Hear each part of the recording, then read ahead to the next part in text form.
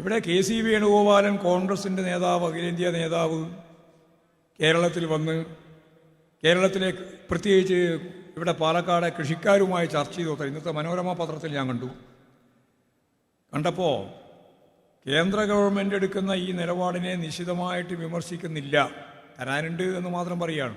പിന്നെ സംസ്ഥാനത്തെ കുറ്റപ്പെടുത്തുകയാണ്.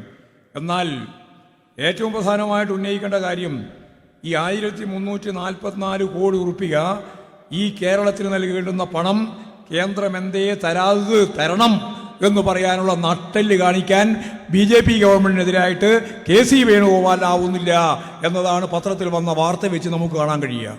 ഒരു തരത്തിലുള്ള മുണ്ടാട്ടില്ല. കേന്ദ്ര ഗവൺമെൻറ് തരേണ്ടുന്ന കുടിശ്ശികയെപ്പറ്റി മിണ്ടുന്നില്ല. ഇതാണ് BJP ഗവൺമെൻറ്റിനോടുള്ള അവരുടെ നിലപാട്.